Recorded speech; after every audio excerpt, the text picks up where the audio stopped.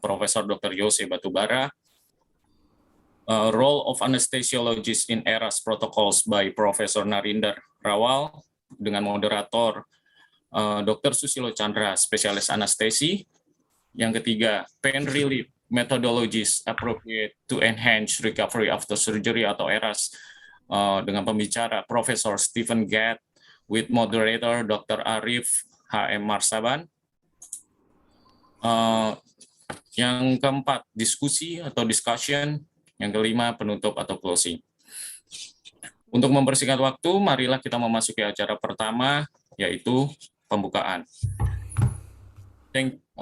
To shorten the time, let us enter the first event, that is the opening, which will be delivered by Hermina Group Medical Committee Head, Professor Dr. Jose Batubara. Please, Professor Dr. Jose Batubara. Thank you, Dr. Jose.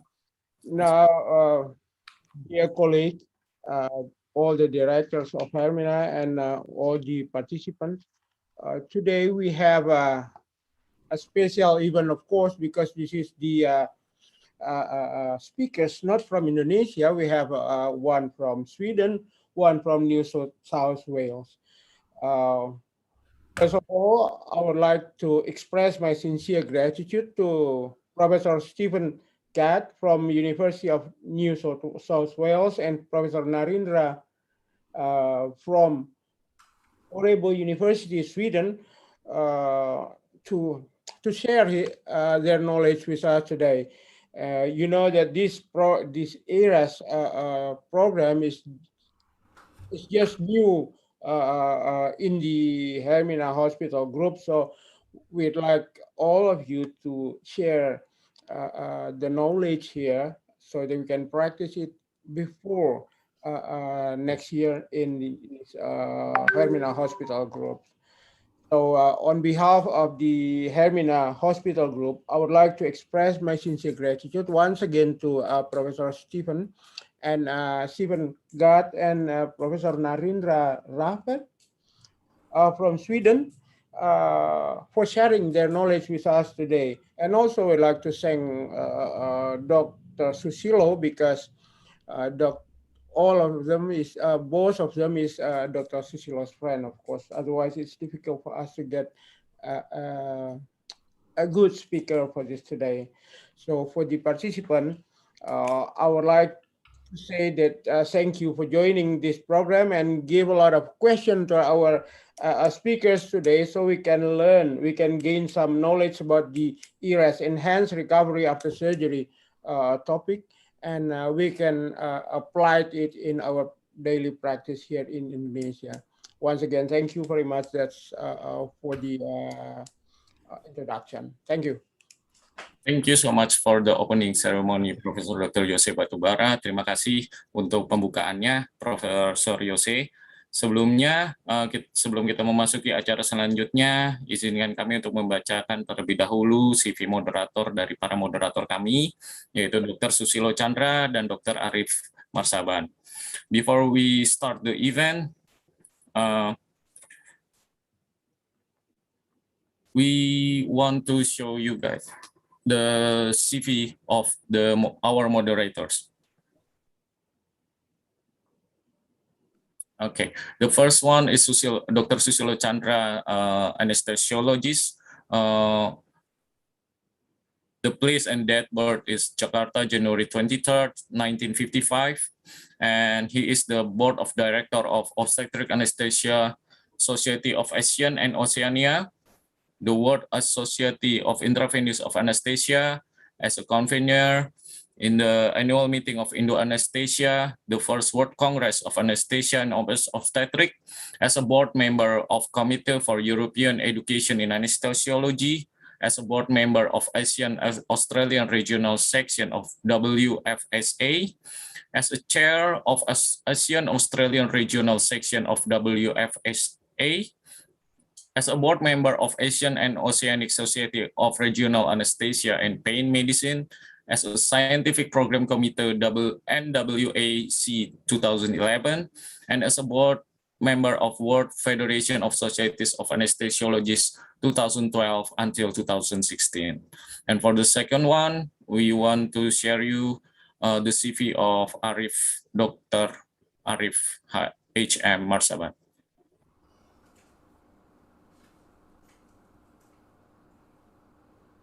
Okay, Dr. Arif Hari Martono Marsaban, anesthesiologist. The birthplace is Jakarta, 8 March 1956.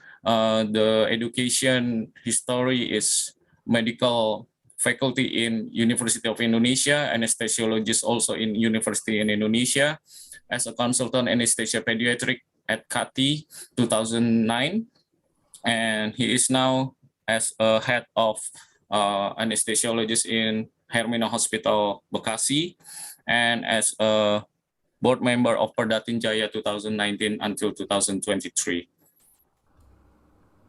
Oke, baiklah, untuk waktu selanjutnya kami akan mempersilakan untuk topik pertama dari Profesor Narendra dengan judul Role of Anesthesiologist in Eras Protocols dengan moderator Dr. Susilo Chandra. Silakan Dr. Susilo Chandra. Okay, thank you very much, Yosia. Good morning in Sweden, good evening in Australia, good afternoon in Indonesia. I would like to thanks all my friends from abroad and from local country. Following the success of enhanced recovery after surgery in C-section, commencement in Hermina Hospital Group on April this year, we want to move forward. We would like to introduce enhanced recovery after surgery pathway for other surgeries. In C-section, we have relatively young and healthy patients. This might be different compared to other population in other types of surgeries, such as orthopedic, colorectal surgery. There will be more challenges for us to give them some benefit as we did on obstetric patients. However, it is not impossible. It is not impossible. Hence, I would like to introduce Professor Narendra and Professor Stephen Gett to give their insight about enhanced recovery after surgery pathway. I think before we start, we can proceed the CV of Professor Narendra. Actually, maybe we have to make it short because he, in anesthesiology of world anesthesiology, his name is very famous. I know him from long time ago, same as Dr. Stephen Gett. They both come to our meeting in Indonesia on 2004. If you all remember, in 2003 there was a bomb in Bali. So they both are crazy people because they came there. If their country said that at that time they're not allowed to come to Indonesia, but they came, they gave their experience, their knowledge for us. For this, I should thank you very much, both of you. If you know that he is already busy with the clinical and also the organization. Next slide. Second slide. So many things. If you want, you see the prospect website. It's very interesting because so many surgery pathway, the management of post-operative pain there. So you can read from the website that so many things we will discuss there. And he's also published over 270 articles, written over 100 books. And without further ado, I think it's time for you all to share your knowledge, Dr. Narendra.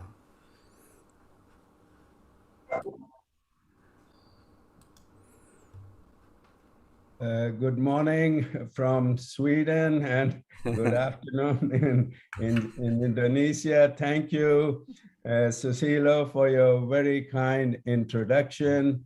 Yes, we go back many, many, many years. I have been coming to your beautiful country and seen many parts of your country thanks to Susilo and his quote unquote world congresses.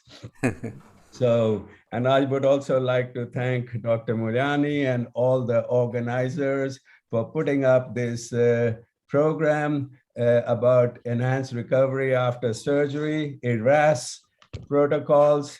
I would just like to say a few words before I start that I'm told that there will be about 40 hospitals that are in this organization. And as I understand, this audience is a mixture of surgeons and anesthesiologists, but also administrators. So I'm looking forward to the discussion afterwards. And my lecture, we have had Eras. It's new for you, and I'm very pleased that you're doing it. But Eras, the concept and the idea has been around for 25 years. So I think my lecture will be, I tried to give a realistic picture, and I may come across as a little negative about Eras, but I think it's very important for you to learn the lessons from the mistakes that have been made from others. So again, we will discuss this later on. And so this is my institution in Örebro. Looks like that in summertime, not so great in November month when it is quite cloudy. Let's see. Okay. So I will be talking about this issue of Eras, and what we have found out that Eras, when you start these protocols, there's very good evidence that your length of hospital stay will go down. And also your morbidity, post-operative morbidity will go down. So that is, of course, great news. And that is one of the reasons you want to do that. But if you look at the protocols to get there, I'm sorry to say that there is a lot of confusion about these protocols, and also the implementation is generally not been very impressive. So again, as I said, we have to learn from that. Also, one of the problems is that there is good evidence that length of stay is going down, but there is not enough. The critics say that there's not enough on patient perspective. What is most important to the patient? Surely you want to reduce cost and you reduce hospitalization, but what about the patient? Also, we have to realize, and I'm sure all of you who have been working for years, that the length of hospitalization has been going down, even without Eras. And you have to look at ambulatory surgery. I will talk a little bit more about it later. And there you can see that even major surgeries, which were inpatient some years ago, are increasingly becoming more and more day case surgery, even without Eras protocols. And then the topic of my talk, which is the role of anesthesiologists, I will talk a little bit with particular reference to the technique of epidural analgesia. And the next speaker, Stephen Gatt, will be talking also about analgesia techniques. So I'll go quickly through that. And of course, as anesthesiologists, we have to look at the role of anesthesia technique, fluid balance, etc. But I will not be talking too much about that. So, excuse me. Yeah.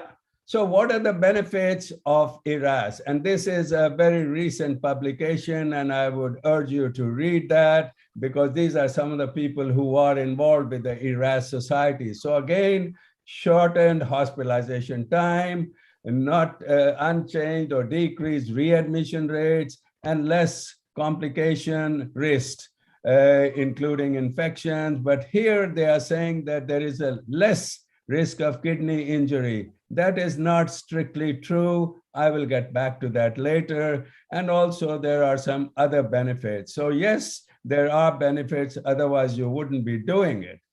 And it is so popular all over the world.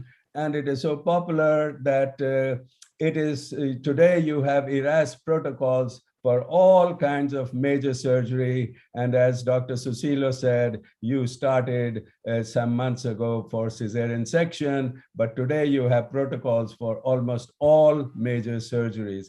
I will be talking generally on the issue of colorectal surgery. Why? Because that is the one which is best documented, lot of literature on colorectal surgery. So that is taken as an example, but it can apply to others too. So if you have colorectal surgery protocol, these are all the things you have to start and implement.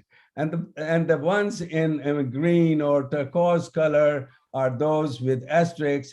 These are controversial topics. So, and that is one of the problems with Eras. There is a lot of confusion and controversial issues. For example, for colorectal surgery, the European Society says no need for bowel preparation before surgery. The American Society of Eras says it is mandatory to have bowel preparation. So what do? Two official societies, contradictory recommendations. And there are these other issues too. I'm not going to detail, but as you can see, there are many, many components. And my message to you would be to simplify the protocol, because the more the components, the more difficult it is to implement, and it gets confusing for the ward nurse, etc., and other people who have to follow the protocol. So I think there are several problems with, and again, I may sound negative, but it is positive for you, because then hopefully you don't make the mistakes that the others have made. So what is going on is that even after 25 years, we still don't know which are the essential components and which are less essential. I wish they said these 5, 6 things are absolutely important, forget others, but today there are more than 25, even 30 components for colorectal surgery. And therefore, as I said, the second point, protocol compliance has been and is still, even today, after 25 years, a very major problem. So I hope you don't do that. And then there are, as I mentioned earlier, several controversial issues. And also, because generally speaking, the proponents are saying, compared to traditional care, Eras protocols are excellent. But nobody has defined what is traditional care. We have to realize that traditional care has also evolved over those 25 years, and many of the components are similar. The skeptics are saying no real difference between the two. And also, as I mentioned earlier, a lot of surgeries, even major surgeries, are becoming ambulatory surgeries today. And so I think this, and I will also, the last point I will take up, because Henry Caleth, who was the father of Eras, himself is not very happy with what has happened over the 25 years. I'll get back to that. So again, the other point I want to make during my presentation today is I will be, by and large, looking at systematic reviews and meta-analysis. I will not be talking too much about individual studies, because as I'm saying many times, individual studies are like reading the Bible. You will find whatever you are looking for. So no individual studies, mostly systematic reviews. And for example, this systematic review of 34 randomized controlled trial is telling us that implementation is very good, standardization of protocols is very good, and these are the kind of lessons we can learn. Also, I will give you just one example, relatively recent study looking at obesity surgery, and they are starting this enhanced Eras protocol. And so there are 11 studies, only 2 are randomized controlled, and they have over 20 elements But look at that. In every study, nobody is using all the 20 elements. Somebody is using 8, 6, 4, 4, 15, 13, 19. So that is what I mean about confusion. According to protocol, they should use multimodal analgesia. They were not using in 2 out of 11 studies. They should not be having tubes and drains. They were using tubes and drain in 5 of 11 studies. They were not using antiemetics. They were not giving early enteral feeding, and analgesia was not even given in 2 studies. Yes, they reduced length of stay, but again, you can see what I mean by confusing protocols. Here, another study, and here they are talking, there are 14 studies, and not one out of those studies had used all the Eras protocols. Compliance was poor, and so what was the result? Length of stay is between 2 to 13 days. And so I think the lesson to learn here is to have feasible Eras protocols, and they should be practical. And this, I think, is the message. And this is, again, a meta-analysis, sorry, and it is a relatively new studies. So again, this paper I mentioned earlier, I think everybody should read that. So they are very positive about Eras, but they are still talking about the barriers. And as you are the audience of also administrators, so there are patient barriers, there are nursing staff barriers, too much work, resistance to change. You have to have good training and support. And of course, you have to have good leadership. I'm told by Dr. Susilo that you have an anesthesiologist with military background, and you have a good experience with cesarean section, which you started recently. So I'm very happy that you have good leadership, but leadership is not just military. If you excuse my saying dictatorship, it's a team effort. All of the people, the surgeons, anesthesiologists, the nursing staff, the physiotherapists, the administrators have to work together. And most importantly, they say you have to have data collection so that you can audit, and so you can have feedback, and then you can gradually improve, because we have been doing audits for years and years, and it is never good, perfect. There are always problems. Every audit, even after 25 years, it is from the audits we learn from the mistakes. Never perfect, but we try and move better and better. And so the last point, I would urge you to have good data collection and then discussion and feedback. So again, this is what I mean by confusion. There were in these 156 studies, 70 different sets of criteria to indicate discharge from the hospital. So can you understand? It's confusing.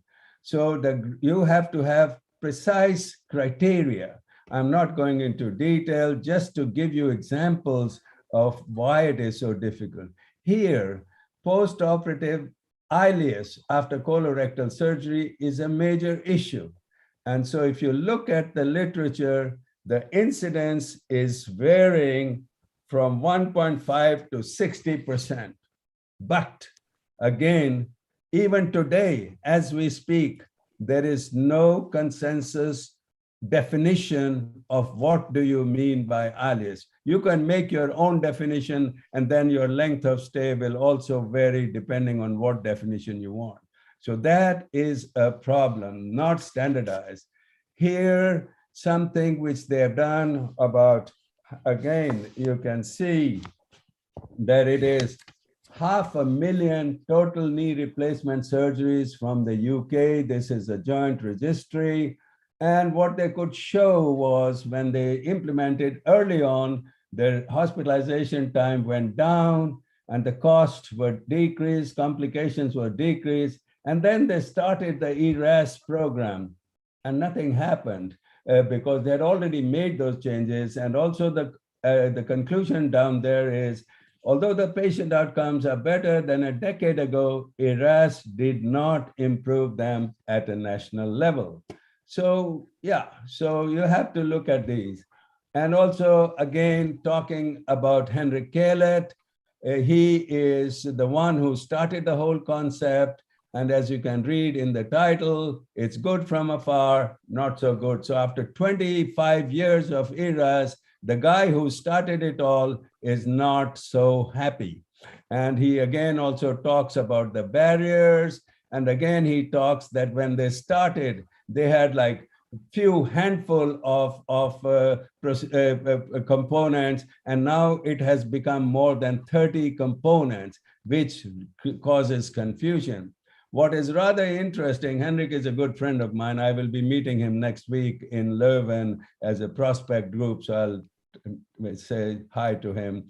And so he is complaining that from 5 or 6 components, it has become more than 30 components. But what does he do in this paper? You can read it. Very interesting paper. I would urge you to read this paper because it is from the guy who started it.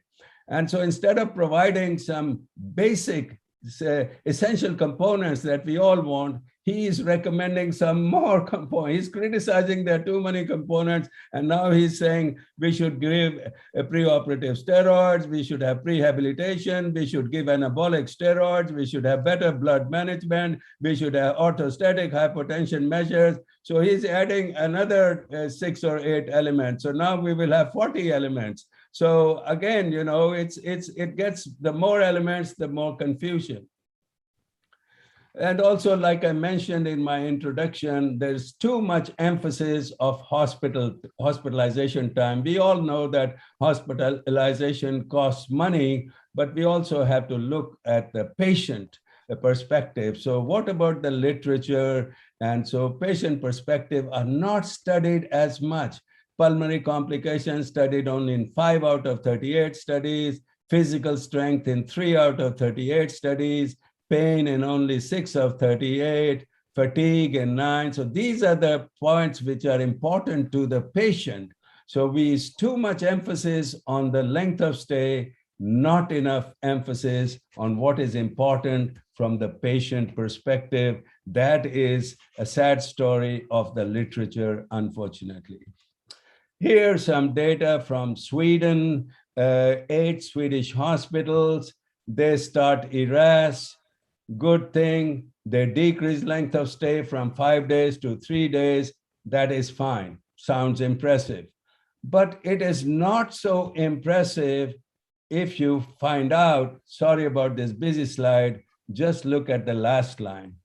This is 170 randomized controlled trials looking at the literature and what they have found. This is about total knee replacement. So, you know, the Swedish study says they have gone down from 5 to 3 days, but the reality is even without Eras, the length of hospitalization has gone down from the 1990s. It used to be 10 days. Now it is 2.5 days some years ago. So even without Eras, the length of hospitalization is going down. And I have looked at the literature and as I said, I'm a little skeptical, but the point I'm making is the one I'm writing here. I am more impressed with the outpatient surgery setup because they have really done a great job. So if you are looking at for inspiration, I will look at how have they managed to reduce hospitalization so that patients can be sent home the same day, even better than Eras.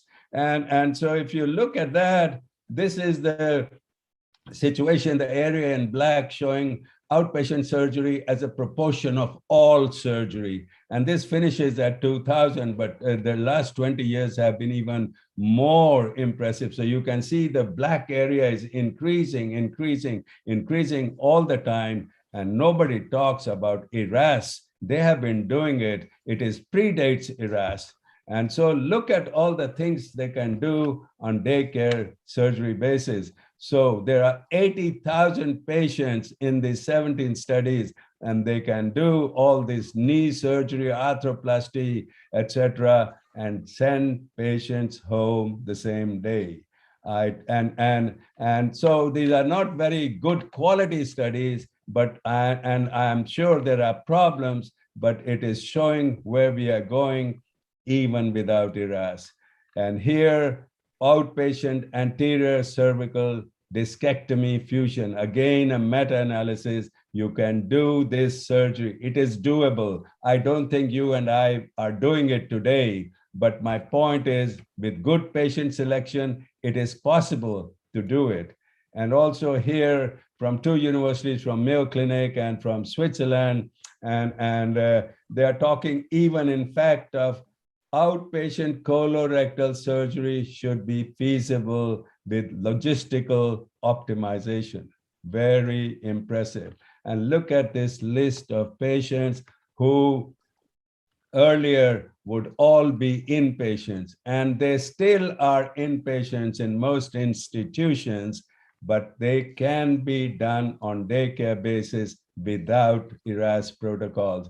And the definition, I must say, in the United States is different from Europe. If it is overnight stay, it is not daycare. In the UK, if it is 23 hours and 59 minutes, it is still same day.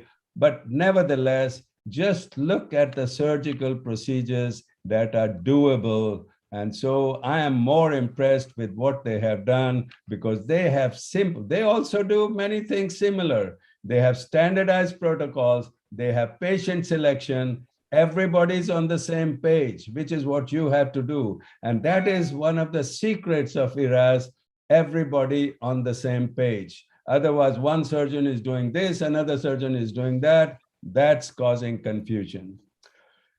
So again, and also I would like to make a point, as I mentioned, because everybody is comparing with traditional care, because traditional care is neither standardized nor static. It has also evolved over the years. And I think this could be something for you guys, because here what you are talking about is optimization, a minimal invasive surgery, optimization of care, avoidance of catheters and tubes, treat nausea and vomiting, don't use opioids as far as possible. These are all also traditional care which has evolved. And if you can have these in your protocols, I think you'll go very long with it. You can do whatever you like and call it Eras, basically, but these are the things you want to do. So anyway, going on to the topic, which is what is the role of anesthesiologist, and I'll talk a little bit about epidural. And I like to provoke some of my friends who love epidural, and I ask them which is better, because many use epidural because it improves gastrointestinal function. And I asked them, chewing gum also improves gastrointestinal function. It is evidence-based. So is chewing gum better or epidural better? And these colleagues got very annoyed with the question. But the reality is, we don't know. There are no head-to-head comparisons between chewing gum and epidural technique as regards gastrointestinal function. So the jury is still out. And so, just very briefly, again, busy slide, sham feeding, sugar-free chewing gum, about 10 minutes, 3 times a day is recommended, and it is high quality evidence. So chewing gum is therapy and used in my hospital since several years for patients undergoing colorectal surgery. So what about the epidural?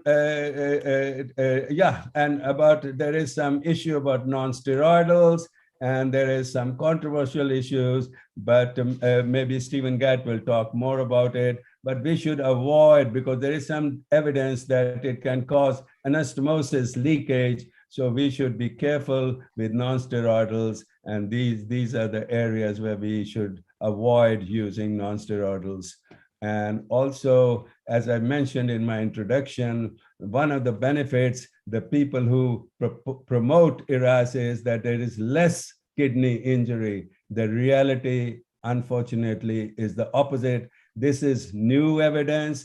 We still have to wait and see, but this database study is showing that implementation of Eras protocol is independently associated with increased risk of acute kidney injury. Again, it is early days, we have to wait, but the risk is higher, not lower, as mentioned by Eras societies. Again, this is a meta-analysis. It is just a poster, an abstract. I haven't seen the whole study. It can be due to non-steroid-based analgesia. It can be due to fluid therapy. We don't know what the reasons are, but there is some association. What about the Eras Society? What are they recommending? I'm talking about thoracic epidural for colorectal surgery. For abdominal surgery, they have a strong recommendation. For laparoscopic surgery, they have a weak recommendation, but there are others who don't recommend that. And also, Stephen Gatt will talk more about multimodal analgesia, but again, the same problem there. When there are too many components, it becomes confusing. So your multimodal is not the same as my multimodal. People are mixing and matching. And what I have seen in the literature, I did a review some years ago, and what we do know is it's a very good idea to combine paracetamol and non-steroidals. There is good evidence of a good effect, an additive effect. All other things that we are using, we don't know too much. If you have 3, 4, 5 drugs, we don't know. And so good to use non-steroidals and paracetamol. Others is we don't know. So again, what about the idea of epidural? Well, unfortunately, increasing evidence that epidural is not only not very good, it can in fact be harmful. And this is data from American College of Surgeons, their quality improvement program. And they find that if you are using epidural technique in your Eras protocols, there is greater risk of, can you believe it? Greater risk of Alias. Increased length of stay because of poor mobilization, you have to have hypotension and other problems. So epidural, in fact, is increasing your problems. Can you believe that? And also, again, don't want to go through this whole state. This is an Eras compliance group. What are they saying? Last line, longer length of stay with epidural analgesia. Don't have time to go into detail. So epidural is not the gold standard as it used to be. And this is from the Prospect group, which Dr. Susilo talked about. This is a group of surgeons and anesthesiologists. We are giving evidence-based guidelines, which are procedure specific. And look at all the procedures on the left side and look at the recommendation for epidural. It used to be yes, yes, yes for everything in the past. Now it is no, no, no for everything, except but we can give for thoracotomy, but we will still use paravertebral as a first choice.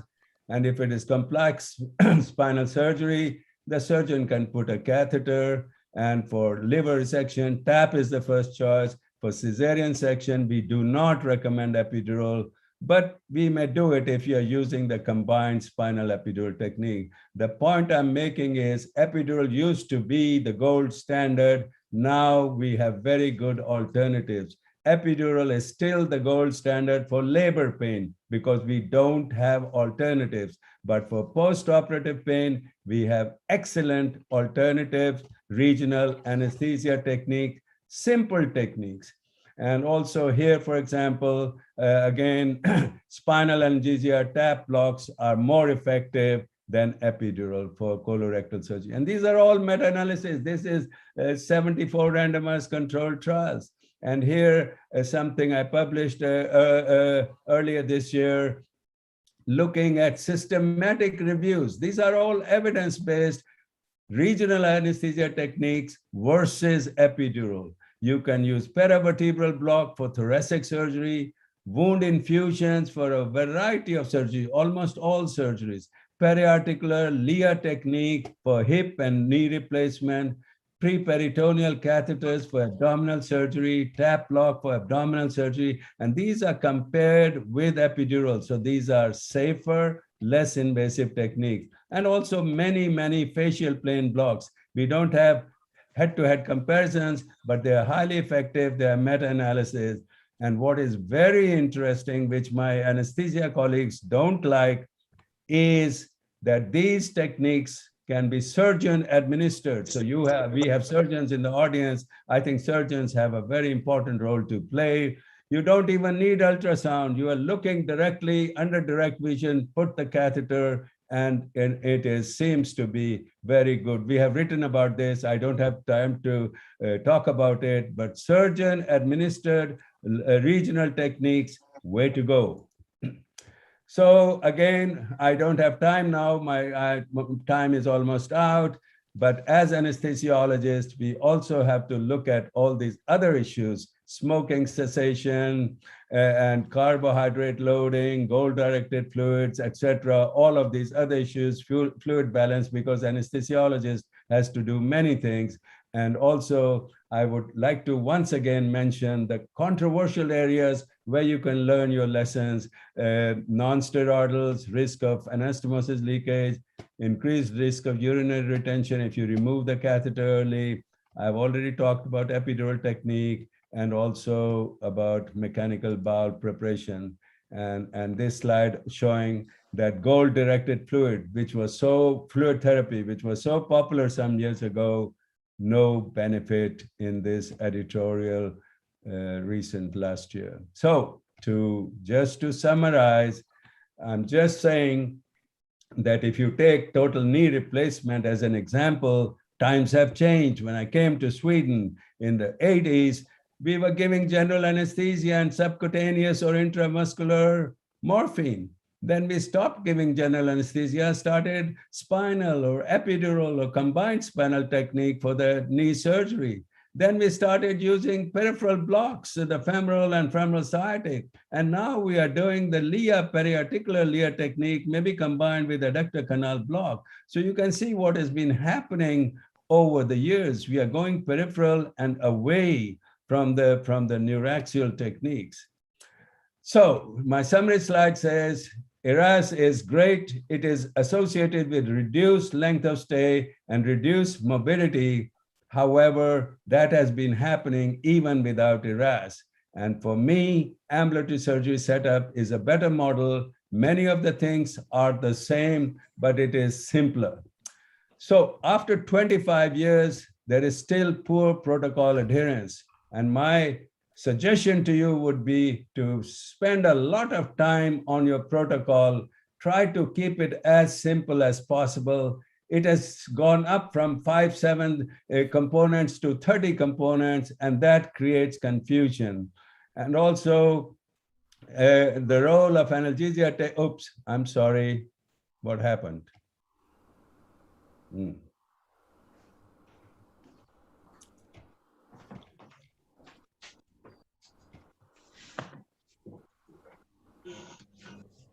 Oh, I need some technical help. What is going on? It is.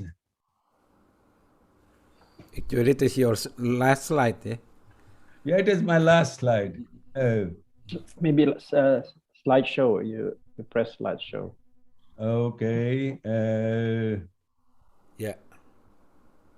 Oh, that's the one. Thank you. So again, as I was saying, the role of analgesia techniques, we all hate opioids, but unfortunately, it seems we cannot do without opioids. We should try to use non-opioid techniques as much as possible, and regional techniques are the best.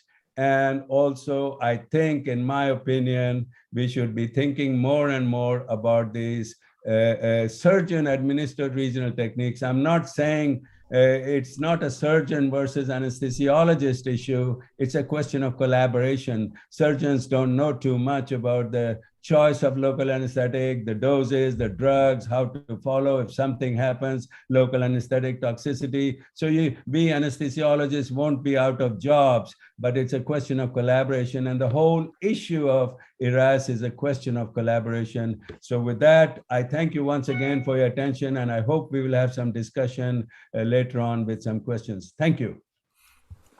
Thank you, Professor Narendra. It's very nice and holistic information for enhanced recovery after surgery.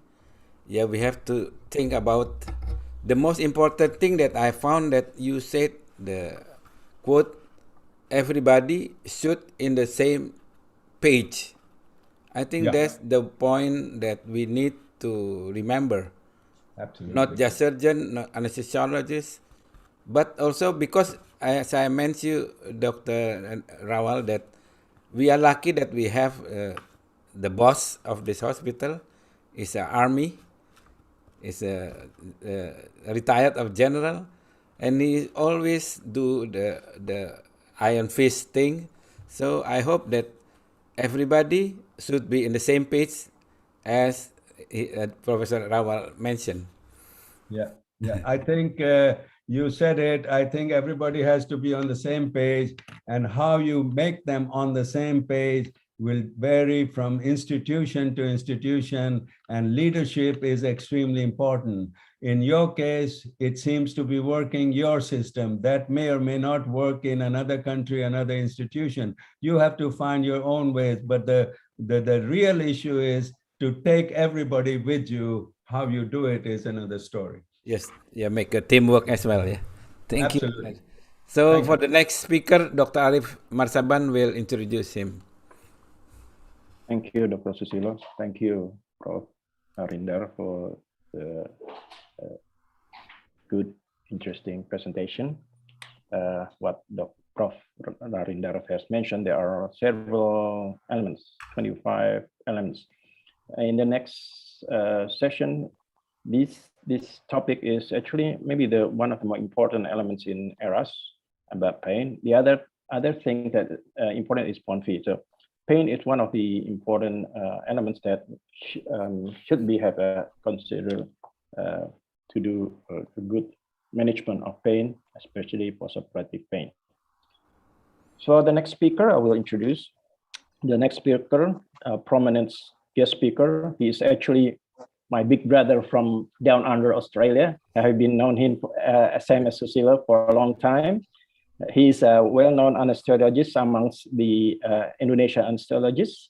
He has been in Indonesia for every year for the last 40 years, I think. He is recently retired, but still active as a visiting professor in Udayana University in the Department of Anesthesiology and Intensive Care. And he will complete the doctoral in science at the end of this year, also from Udayana. He has produced 300 of scientific papers, 50 medical books, and amongst the research he has done about pain. And this is related to what we will discuss this afternoon. So without further ado, it's a pleasure to introduce Prof. Stephen Gate. The topic will be pain relief methodologies for Eras. Please, your time is yours, Prof. Stephen. Before we proceed, I just want to remind the participant that you can, if you want to have a question or something, you can put it in the chat box. Thank you.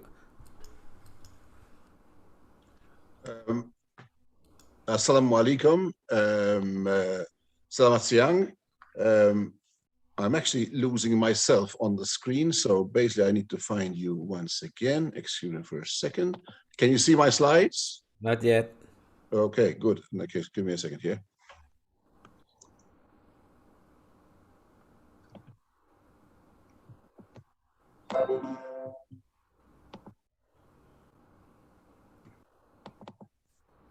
Yes.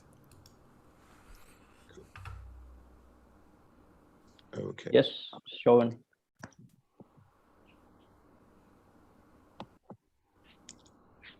Okay. I'm sorry about the short delay there. Assalamu alaikum. Selamat siang. In fact, it's selamat siang for you, but it's almost malam for me. And it's, as you can see, it's pagi for Professor Rawal.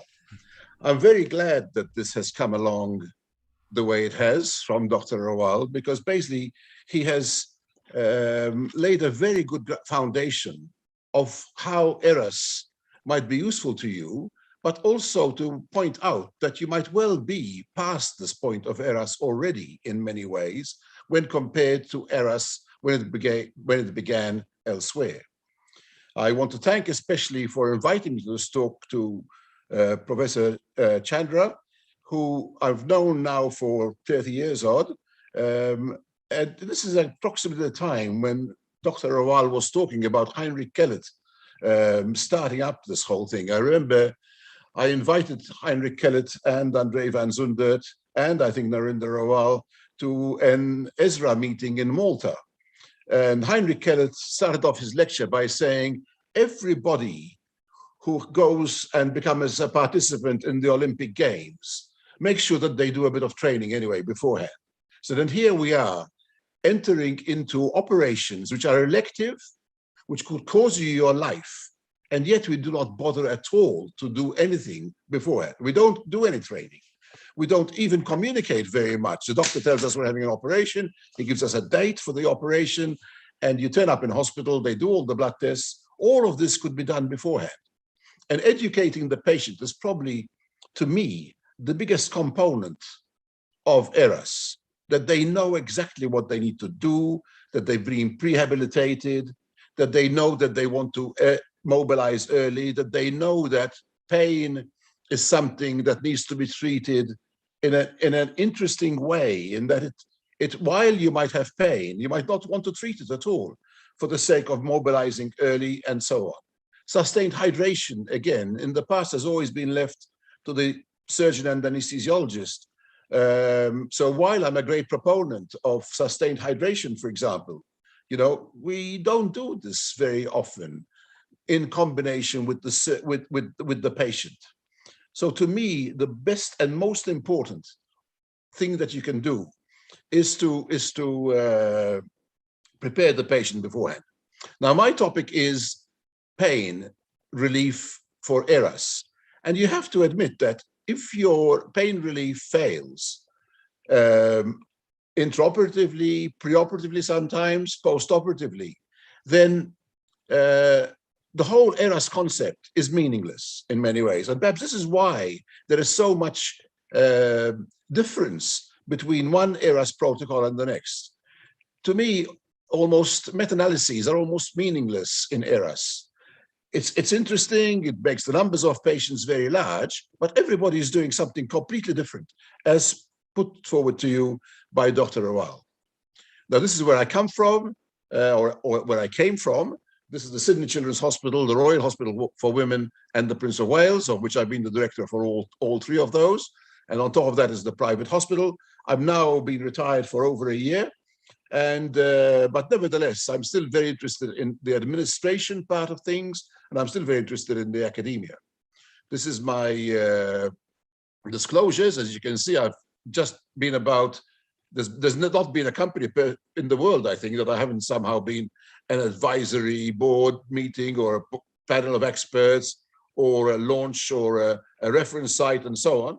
But nevertheless, I can tell you that all the stuff you'll hear from me today is my own nonsense. Now, Eras systems, in fact, if they're done well, must revolve around individual patients. Every patient must understand that even though they're having a different surgical type from the guy in the next bed, and even though it might be in a totally different surgical service, right? The Eras team must always revolve around the patient. You have a coordination team, you have an improvement team, you have the senior management of the hospital, you have the senior administrators, you have the middle managers. In this area, I happen to have an advantage in that not only am I an anesthetist and intensive care specialist, but I've also got fellowships in health service management and also in medical administration. So to me, Eras per se is an interesting concept, and one that at Hermina, I think you must embrace very carefully, but make it your own and make it work for each service. Now, if you look at Eras protocols everywhere, they really are, whatever you're doing, whether it's colorectal surgery, obstetrics, cardiac, neuro, and so on, all of them have three elements based to them in the main. There's the preoperative area, There's the intraoperative, and then there's the post-operative. From the pain point of view, almost all of them have what Dr. Rawal has been talking about. For example, preoperatively, do we use preemptive analgesia or do we not use preemptive analgesia? And I know the terminology is no longer very popular. Intraoperatively, again, we need standardized anesthesia protocols, but we do this very well in anesthesia, and we're certainly not where we were 25 years ago. Again, we tend to look at multimodal approaches to both analgesia, but also to post-operative nausea and vomiting. And again, the rule number one in almost all the protocols is avoid opioid analgesia. Why do we want to avoid opioid analgesia, you have to ask? Because basically it makes these people drowsy, it makes them non-cooperative, it gives them post-operative cognitive dysfunction, and so on. And indeed, once you get past the 20 milligrams of morphine sort of point, and 25 milligrams or so, for every 3 or 4 milligrams increase, we will have one clinically meaningful opioid-related symptom. So effectively, basically there's a limit to how much opioid you can give these people, and you should make it as small as possible. What are these side effects and why are they so disastrous? Nausea and vomiting, drowsiness, constipation, dizziness, difficulty passing urine, confused, weak, itchy, headaches, and so on. And what should we use instead? Well, I'll come to that very, very shortly. Now, is it possible to stop pain after surgery by using some form of cocktail of analgesia preoperatively? This is what is known as preemptive analgesia. And I know that the terminology has gone a bit out of fashion. Well, some studies will say yes, others will say no. And yet to me, this is not surprising. After all, surgery represents a substantial and prolonged nociceptive insult. We damage these people for a long time, for 20 minutes, but all the way to 42 hours in my case. These surgeries can be long and very nociceptively insulting to the patient. Now, what is the evidence, in fact, and why does it conflict? First of all, we have the problem, as Dr. Rawal has told you, at nomenclature. We have never defined what was non-preemptive analgesia. Every study, again, chooses its own parameters. And this now brings out to me the difficulty between using studies, which usually deal with one drug, they usually deal with one technique, and so on, to the isolation of everything else, and then try to find out if it's useful or not useful. And to me, this is not what we do in clinical practice. We might join 10, 15, 20 different techniques and drugs to achieve a particular effect. And this is by far the best. And this is what we call multimodal, which also includes regional anesthesia. Are we being unrealistic about what one agent, in fact, can actually do? What can paracetamol do? What can a non-steroidal do? Studying it is one thing, but producing an effect of multiple drugs together is a completely different ballgame altogether. Are we obfuscating study results by giving the analgesic too large a painful stimulus? Can the painful stimulus be so large that we're actually getting bad results in Eras? So in a way, we often are asking stupid questions of what Eras can do for us. What Eras can do for us for sure is to coordinate the medical teams, but also to coordinate the patient and the setup for those medical teams. This is a beautiful time for us, in fact. Also, is the magnitude of the intra and post-op analgesia drowning out the effect of anything that we give at the beginning? Whereas, in fact, we should be using a total analgesia package, which consists of pre, intra, and post. And of course, this is why multimodal is often better than preemptive, but this is asking the wrong question altogether. Is every pain model the same? Of course it is not. The pain from dental Eras might be completely different from the pain of colorectal Eras. So, for example, why do we think that giving 1 dose of anything or 2 doses of anything pre-op do anything very great post-op? Well, the answer is it doesn't, but when you add it to everything else, it might make a useful difference. So in clinical practice, we use many agents simultaneously. Whereas in clinical studies, we usually only use 1 agent at a time.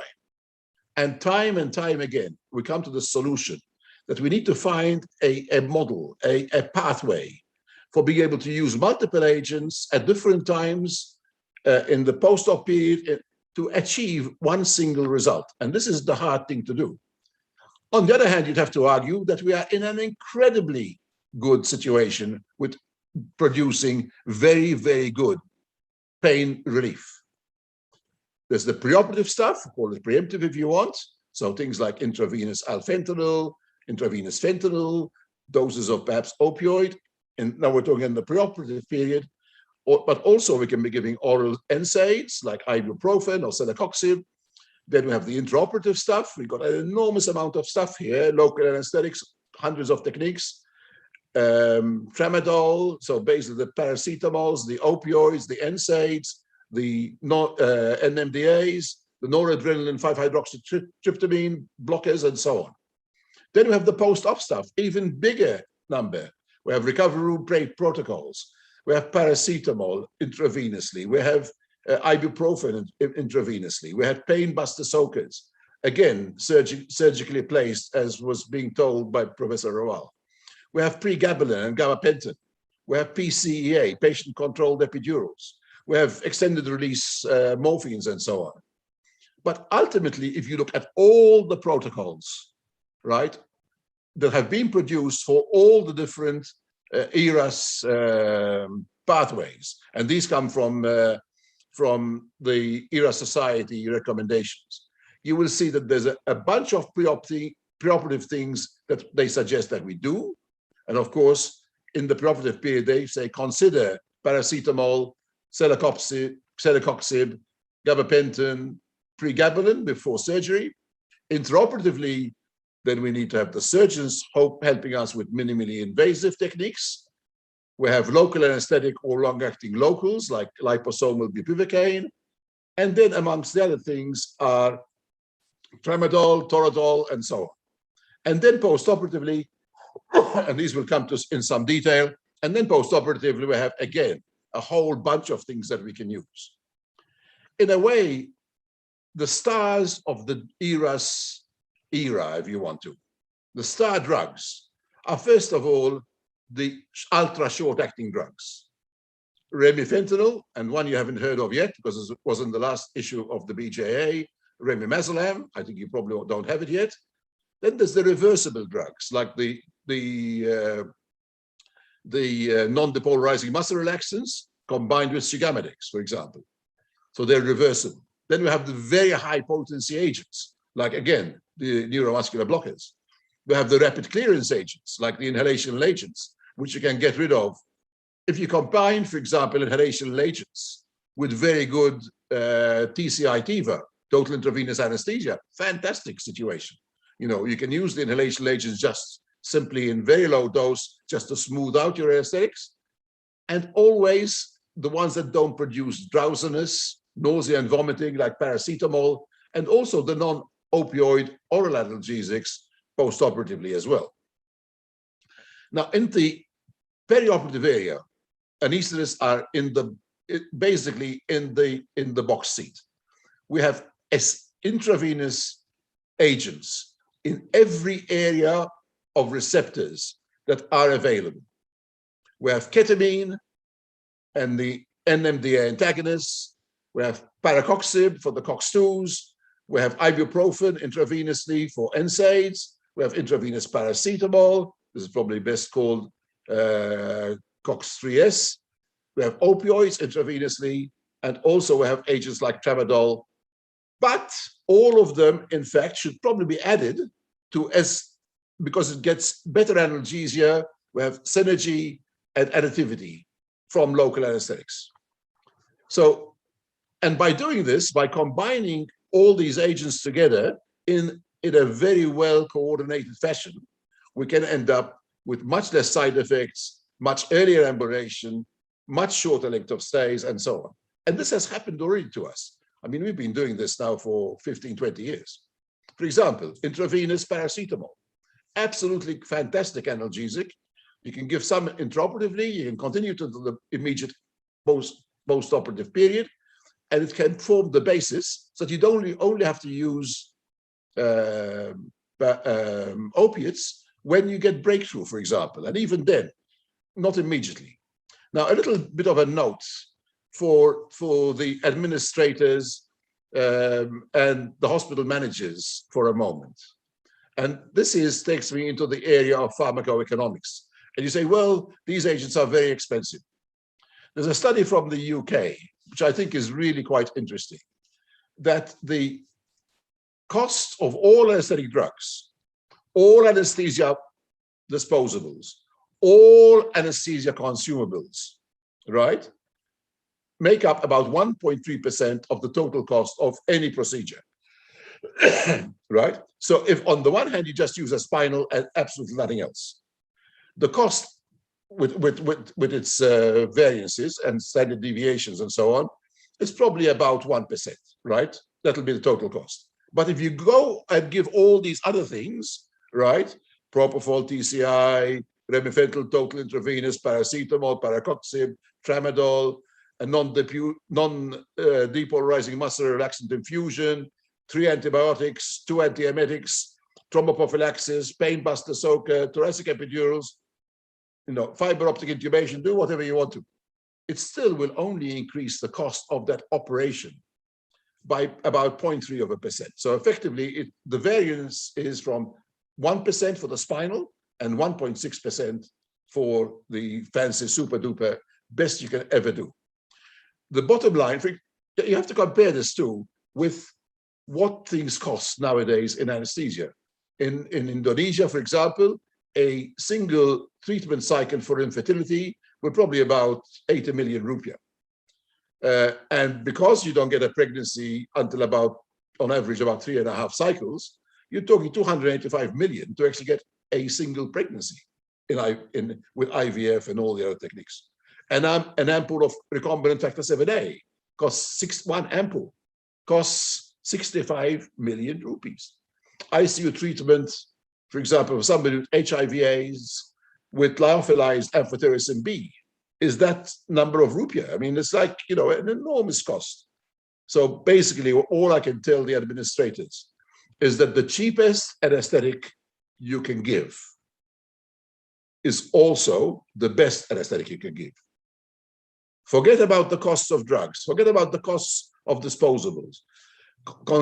Forget about the costs of reusables, and consumables, because basically the best anesthetic is the one with the lowest side effects, with less nausea and vomiting, shorter lengths of stays, and so on. You will save a fortune if you can give superb anesthesia to every single patient who walks through the doors of a Hermina hospital.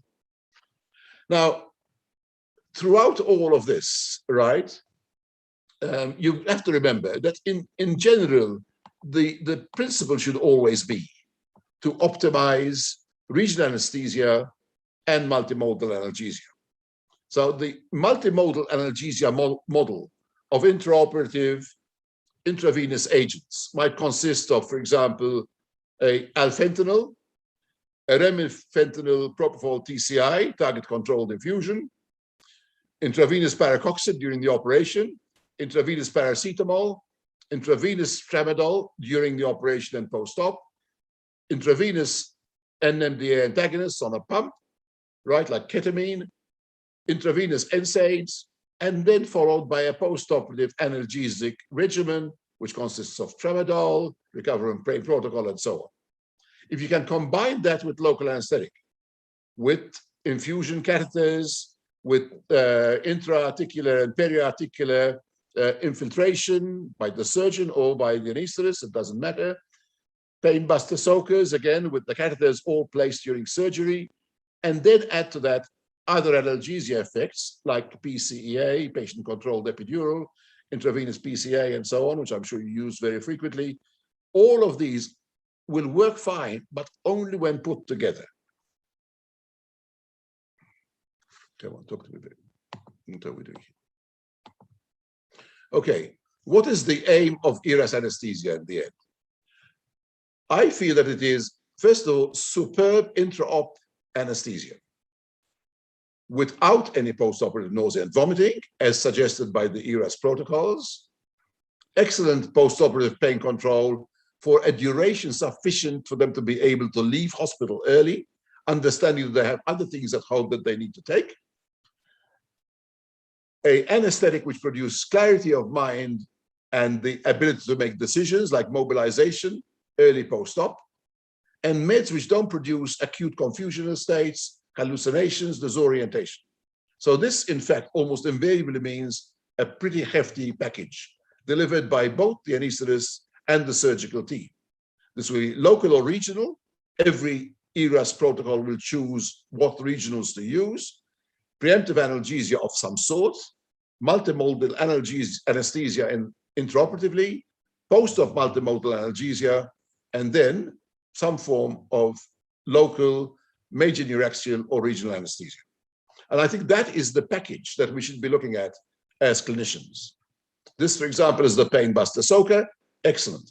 Surgeon places the catheters for me, right? If necessary, during the surgery, I just have to attach the little bulb with all the local anesthetic in it, and it runs for the next 48 hours, if necessary. For example, for shoulder surgery, it might be, for example, 2 mils per hour, 100 mil reservoir, whereas for abdominal surgery, it'll be 10 mils per hour and a 400 mil reservoir. And so you can see that in the second one, in abdominal surgery, you get 40 hours out of it. And in the shoulder surgery, you will get 50 hours from the one single pain buster soaker. So perhaps we already have hit the jackpot. Perhaps we are doing it right already. Perhaps we are providing good analgesia. The question is, do we know that we are, or do we know that we are not? Or are we producing good analgesia overall? In 1995, right, almost 50% of patients, 55% of patients reported pain after surgery. By 2003, right, 75% were reporting moderate to extreme pain following surgery. Where are we in 2021? Do we have more than 75% of patients? And I put it to you that the answer is no. It's actually quite low nowadays, especially given the types of surgery which are being done. Ambulatory surgery, outpatient surgery, and so on. However, we have to remember that if we don't get it right for pain management, then you can have serious consequences. Because acute post-operative pain produces, and of course associated with inadequate pain management, produces not only clinical and psychological changes in the patient, but also decreases their mobilization, increases the risks of DVT, pulmonary embolism, myocardial infarction, coronary ischemia, and so on. But it increases mortality and morbidity. It lengthens hospital stay. There are patients who have not good pain relief at admission, at discharge, and have to be readmitted. It decreases the quality of life. It increases the health costs, and it decreases the patient satisfaction. And this game, Eras, is all about patient satisfaction in the end. Not just surgeon satisfaction, but also patient satisfaction. Now, the other thing is, of course, that in 2021, we have to realize that there's a growing appreciation of this importance of balanced analgesia, of multimodal analgesia, of preemptive and early intraoperative analgesia, that you don't start these things post-op after you've had a pretty rough anesthetic. And there's an increased use of combination analgesics for acute pain, paracoxib with paracetamol, with opioid, with tramadol, with ketamine, with gabapentin, with non-steroidals and COX-2s, and so on. And we have to remember too that if we don't do this, acute pain lasting, say, a few days will probably eventually become chronic pain, which is very annoying for the patient, but even more annoying for the surgeon when you think about it, because they're now stuck. So that opioid sparing, in fact, is a very good thing. It doesn't do much for chronic pain anyway, and you get less side effects but if you look at the different Eras pathways, they have their own specific and characteristic pain profiles. There are different types of pain from different things, and I'll show you why in a moment. They have different types of pain intensity. They have different location of pain, and they have different risks and benefits of using analgesic techniques for each of the different procedures. And this is the concept of post-operative pain. It can be to do with referred pain. It can be to reflex pain from muscle spasm. It can be cutaneous and somatic pain. It can have different cortical responses in different patients. In some with abdominal surgery, for example, you have visceral pain, and then you have all the deep somatic pains, muscle, fascia, ligaments, and so on. And then you have, finally, hopefully it doesn't happen, nociceptor sensitization. So in a way, does preemptive analgesia have a place in the total package for Eras? The answer is yes. Yes, all right. He'll accept that, right? And so basically, we all need to understand that this is the only way that we are going to get back, right, to doing the right things. Again, different pain Eras models are not comparable at all. For example, let's take the benefit of paracetamol in two groups of procedures. One group of procedures is dental extraction and oral surgery. And that's what you see derived from the meta-analyses. And yet, if you use that for episiotomy or postpartum pain, or for orthopedic surgeon, the response of the paracetamol is the total opposite. Some improves, one group improvement, one group no improvement or worse. So different procedures have different pain profiles. The effects of analgesic techniques are not the same for all the procedures. So in most cases in the past, how well did we do pain relief? I think we did all we could. We kept our fingers crossed and hoped that it's going to go all right. And sometimes it went all right, and sometimes it didn't go all right. And then we have to start doing additional things. This is like Moses and say, gone are the days when you tell the patient, we'll give you a big dose of morphine and nothing else. Or nowadays, to give 2 tablets of oxycodone, right? We don't do that anymore. We need to monitor the pain all the time, and we need to adjust the pain relief. The pathway from acute pain intraoperatively to chronic pain is fast. It's not as long as you think. It might be only a few days before you go from intraoperative pain, and then you get the surgical nociceptor input going to a secondary inflammatory response. Then you get hyperalgesia, then you get prolonged central sensitization, amplification of postoperative pain, and then you're on the cycle that goes all around all the time, with chronic pain syndrome continuing almost forever. So basically, we can do something about this. Anesthesiologists will do it better than anyone else in the hospital. We can dramatically reduce the incidence of conversion to chronic pain, and the remedies are relatively cheap. It is not time-consuming. All we have to do is get it all right, and this can be achieved in the course of our daily routines within the Eras protocols. How do we stop chronic pain? Easy. We eliminate pain, obviously, that will remove the opportunity for neuroplasticity. We mobilize early, and we teach people how to not fear avoidance behaviors.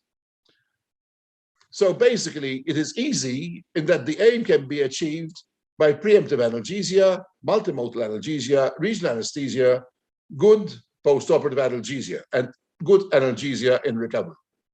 And we follow up. We carry on this process until we eliminate the planes entirely. So I'm going to put you through quickly my take on Eras anesthesia models. And I want to take a sedation only, that's going to go to immediate discharge, a short procedures where you're going to be discharged within 2 hours from the end of surgery, a medium procedure. So this is going to be like my recipe, right? And I've developed over 35 years or 40 years to try and achieve this. And then the bigger surgeries, the abdominal hysterectomy, the hip replacements. And finally, and I don't want to spend too much time on this, for selected cases of cesarean sections. So sedation, right?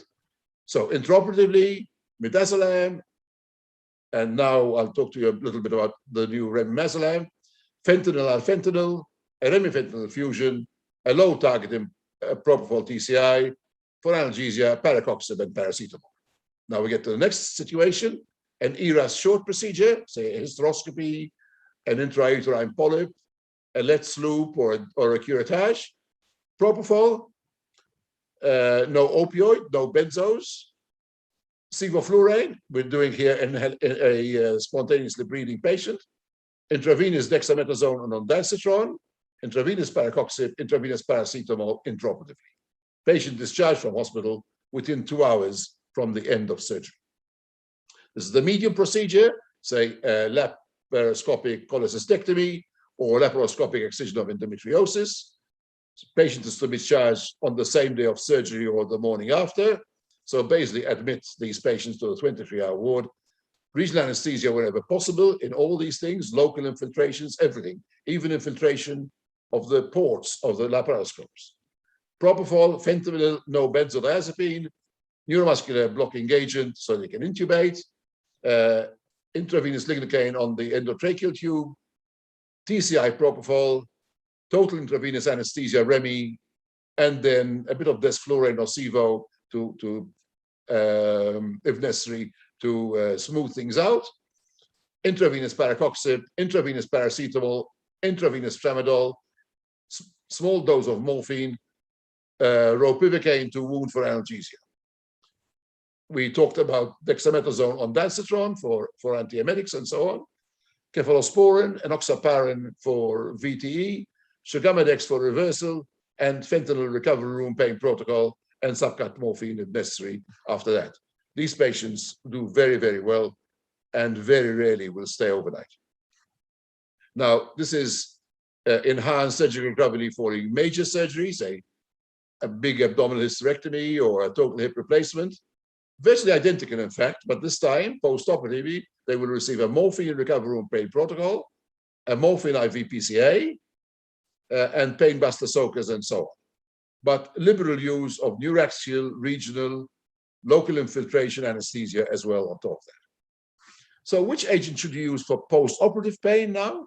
Again, we have a very large, but very much the same as I've shown you so far. Paracetamol, ketamine, paracoxib, tramadol, sometimes all of these things at the same time.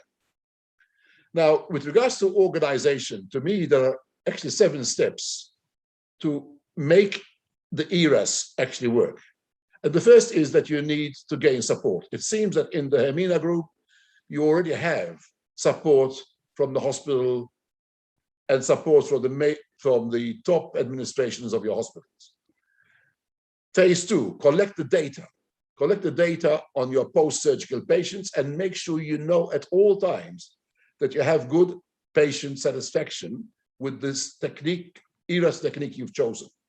Collect the data, evaluate it, provide feedback to all the members of your staff, your nurses especially, your physiotherapists, all those people who are involved in this process of the Eras system. Take action by education and intervention. Intervention is not only to the hospital staff. The education must go to the patient. These patients must come to the Eras protocol, knowing exactly what is expected of them to do preoperatively, knowing exactly that they need to take good care of themselves, they need to stop smoking, they need to lose weight, they need to do all those things, like training for the Olympic Games. They need to assess the impact of the action you're taking, and then go back to phase 2, monitor it, reevaluate, and start the 7 steps once again. If you do this, I think you will be successful. I'm coming close to my allotted time, and so I'll just finish by saying that, in fact, Eras has been in place regardless within all hospitals that I know of, including the ones in Indonesia. It's just that we didn't call them Eras. But we need to continue to improve the Eras protocols, and that's why it seems to me that Heinrich Kellett shows disappointment that we haven't done as well as we could have with them. At the same time, wants to add new things to it to make them even better. So basically, there is a limited use of all pain therapy plans which are fixed. But choosing analgesias in the ward or when the patient complains, it means that you've missed the boat, that you've gone too late with the ability to do things. That basically pain management relies on systemic opioids sometimes in the past, but it's not very procedure specific. So we need to make it procedure specific. And it also differs at this stage between hospitals, between countries, between individual anesthetists. And we need to look at the big picture from here onwards.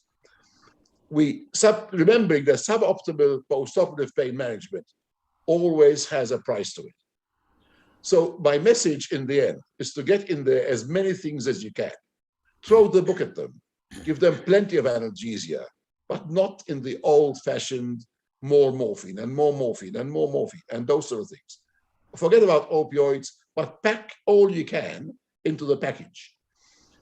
If you're much better off attacking 5 receptors types than just hitting the opioid receptors.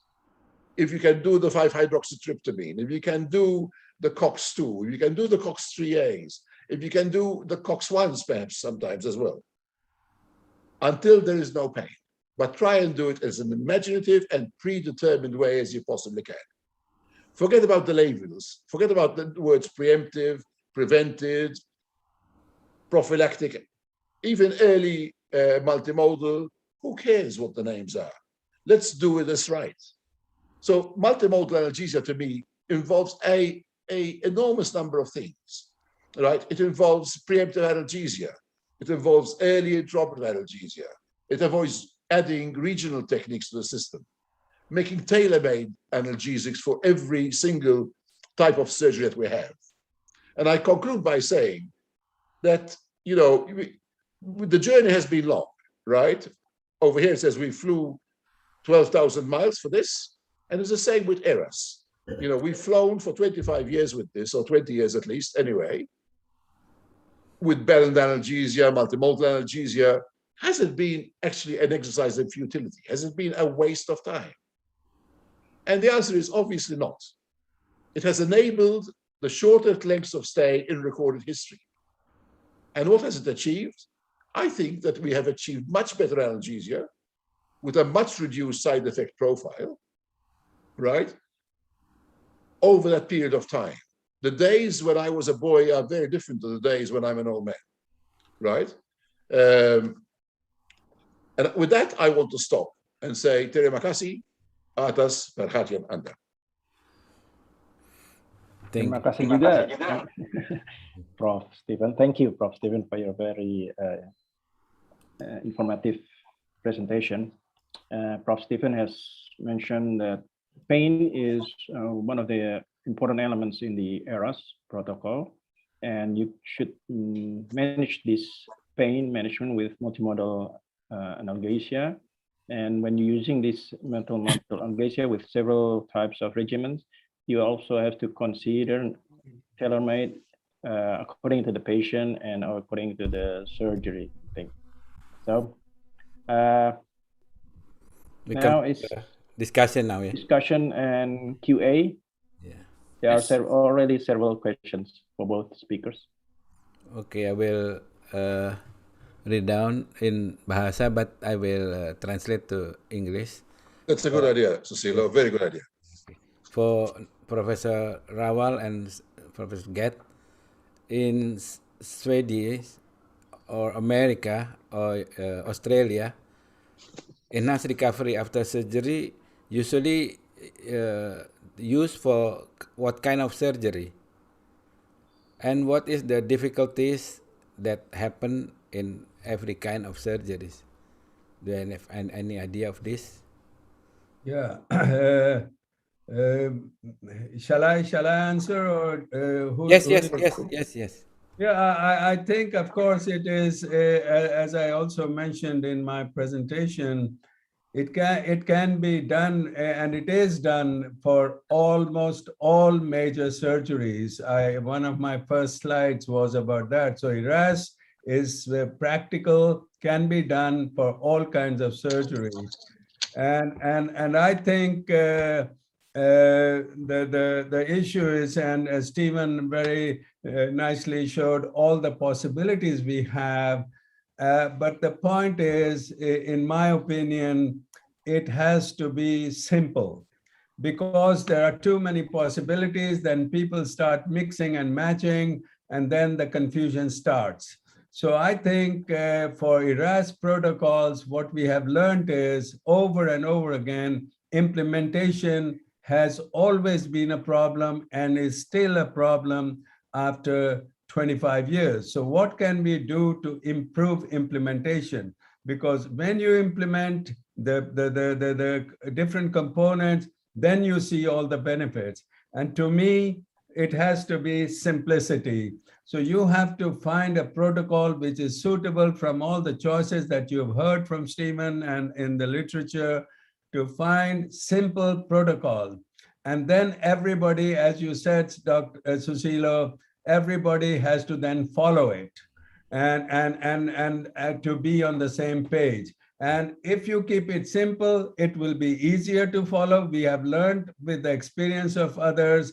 And so the components keep increasing, but you have to find which are the best suited for you in terms of cost, in terms of being practical, and it can be done for others. So that is keep it simple. That's my message. Thank you, Steve. And my take on this is that when you've made it simple and you've worked on it, keep improving it at all times. Because, for example, I told you earlier on that events have overtaken Eras in some ways. Our original protocols are not the same as we have now. Ambulatory surgery has changed things very dramatically. Outpatient surgery has changed. COVID has now changed everything once again. In that, for example, the equivalent in Jakarta, for example, would be that Cipto Mangunkusumo would be a COVID hospital. They're not COVID-free. Every patient who's ASA 4, 5, every emergency, even if they're COVID positive, will have to be managed in those hospitals. Whereas the Hermina hospitals would become COVID negative hospitals, COVID free hospitals, which would then change up your Eras protocol for those groups of patients. So once you've designed a COVID protocol with extreme simplicity wherever possible, assign different people to each of the individual components. For example, let's take nausea and vomiting, for example, right?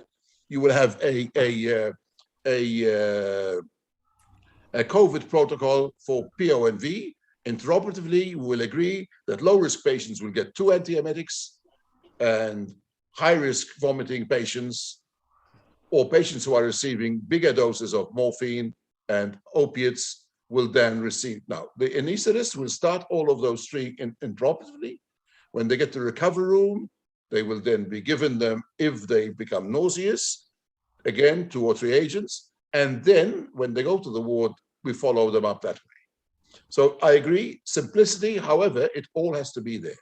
Every nurse needs to know which next antiemetic we're going to give. It's not the anesthetist who chooses now which antiemetic we're going to use for that particular surgery. And it might be very different for colorectal as it is for eye surgery or for neuro. Thank you, Steve. Arif? Yeah.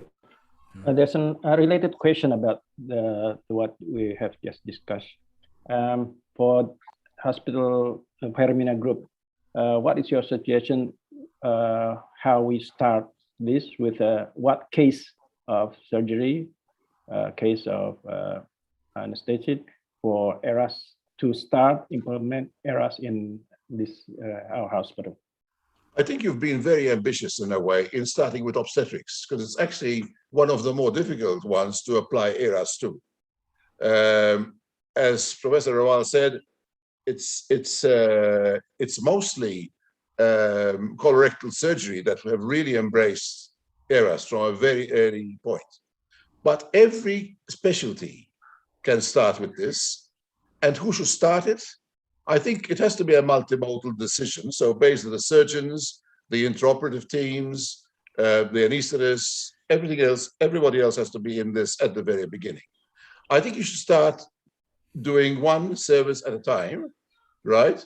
And I think you'll find that the surgeons will be competing quite aggressively, especially in a place like Hermina, which has 40 hospitals really, you know, to be leading. But you can always bring them in very fast, one after the other one. So as to where to start, remember that you have one fantastic advantage in Indonesia. And this is something I like to call in Africa, technology jump. You know, you are starting now with doing Eras. Dr. Rawal started Eras 25 years ago, and he's kept improving it ever since. And so he's seen the negatives, as he calls them. These are the disappointments of the system. Whereas you go straight from today into the 25-year point for our surgeries and so on. So what I'm saying, I guess, is that even with drugs, you know, you have a huge advantage. For example, I mentioned for you remimidazolam. Now, I don't know what happened to my slide for remimidazolam, but anyway, cut a long story short, here's a brand new agent, you know, that is like remifentanil. You can have it if you have no kidneys. You can have it if you have no liver. It breaks down spontaneously. And this is our best form of sedation for anesthesia. Can you imagine that all those sedation situations that we have now, you can give a benzodiazepine or even a barbiturate, eventually, I presume, intravenously and have hardly any side effects within 9 minutes of finishing the operation. Benzos are incredibly long-acting. You know, the metabolites of benzos can be active 36 to 48 hours after you've given your dose of diazepam or midazolam or whatever, right? So effectively, what I'm saying is, here is at last another new line for anesthesia. I think your question is where you should start. In my opinion, you have by now, from your cesarean section example, you know of your 40 hospitals or whatever, which one is the best of the 40, or which one has the staff which is more. You know, there will be differences. When you are 40, there will be all kinds. And so which one is the one where you think it will be most successful, your Eras protocol? You know it. It's your local thing. And I would use that institution as a model for the other 39 or 35 or whatever. You cannot fail in the one that you have chosen, because you will use that an example for the others. So choose your protocol, keep it simple, whatever you're doing, and see to it that it succeeds. And then you go to tell them, look, that hospital X has done so wonderful. It's from your own country. If they can do it, you can do it. And that, to me, what you choose, which surgical procedure, will depend where they are good at that chosen hospital. So my way, because I tried this kind of thing, I remember very well many years ago, they will use only intramuscular and subcutaneous morphine. And we wanted to use, want that on different surgical departments to go over to intravenous, small doses morphine for post-operative analgesia. I'm talking 80s. It is 40 years ago. And then we had a meeting of all the nurses from different departments. And they say, oh, it's very dangerous intravenous. They will have respiratory depression. Well, I don't want to take responsibility. What will happen? We have never done it in the past. This is dangerous, etc., etc. And then we selected one department. There were 30 or so different surgical departments at that time. And in that one department, we implemented it. And then we asked the nurse from that department to talk to the whole nurses and tell them about their experience. What were the problems? We had written protocol. And so from one, then they moved to the second, third, fourth. And it took us a long time. It took us 18 months to change the whole concept. So we are not talking days and weeks. We are talking months and years maybe. So don't expect miracles, but I think they will look at the others, they can do it, we can do it, etc. So that would be my practical proposal. You know what that means, Arif, don't you?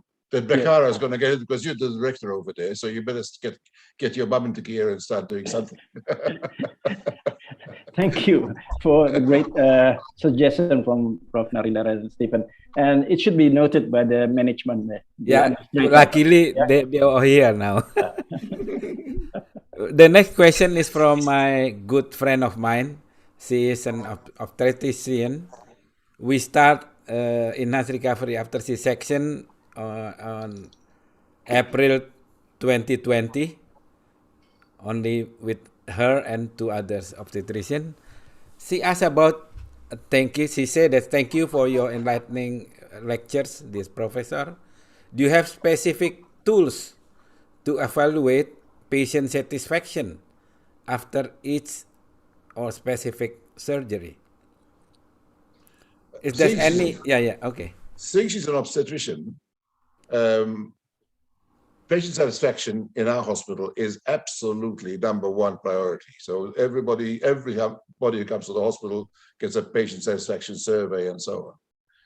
It has improved so much with Eras that nowadays the patients, for example, you go to cesarean section, the Eras protocols that we have in place are meant for 24 hours of analgesia post-op, that everything will stop at that stage, and the patient is then moved down to the Kuji Bay Hotel, right, from the hospital. So you have the main hospital is now dealing with the cesarean section and the first 24 hours.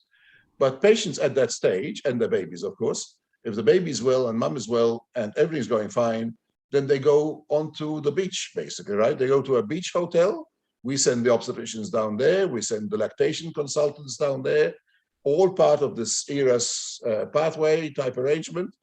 They're assessed every day by the nurses. There are nurses in this hotel.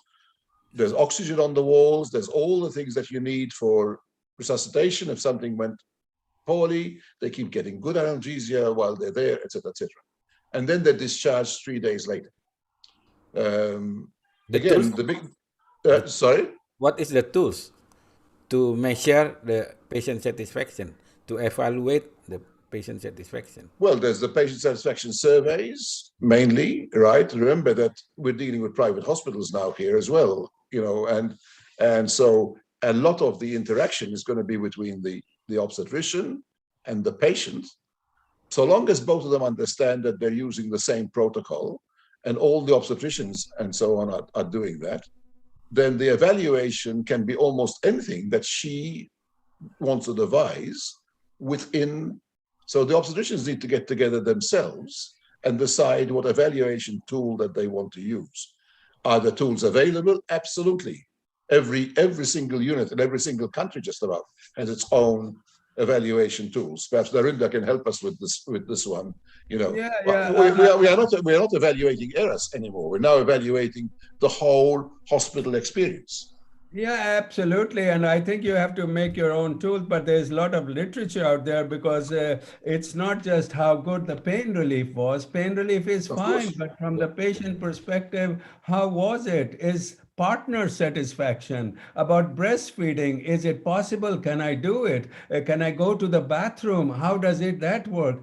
Transportation, the activities of daily living. I want to dress up. Do we have facilities to do that? So you can make your own survey tool and ask this a few questions from every patient and even the partner, because partner is part of this too. So the whole satisfaction is obviously multifactorial, not just concentrating on pain relief or nausea, vomiting. Of course, that is a given. That is a given. We have to go further. You have to make your own to adapt it to your local conditions, and there are ways. So you can make your own simple questionnaire which you can ask, are they satisfied with the doctors? Are they satisfied with the nurses? Was nursing care good, etc.? I could think of 20 questions, but you can condense and make, a few questions. But from the page, again, that was one of the points in my lecture. Eras has concentrated, literature has concentrated too much on the length of hospital stay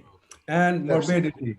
They Yeah. have not concentrated from the patient Patient perspective, satisfaction. which is where, and you are private hospitals, you will be graded, if you can say, look, this is what our patients are saying, and it will be fantastic for you to do it from the patient perspective. And that is what I meant by learning from the mistakes made over 25 years. This is one of the mistakes of Eras so far. Not everybody, there are good examples where it is working, but by and large, they have more or less ignored the patient perspective, and that's where you can learn and make patient perspective. And Steve showed also a nice slide from the patient perspective, so you can be better than the other RAS people by saying, wait a minute guys, we look at from the patient perspective. Of course, length of stay is good, but that is secondary for us. We want our patients to be happy, and while doing that, we also reduce length of stay and morbidity because we are mobilizing our patients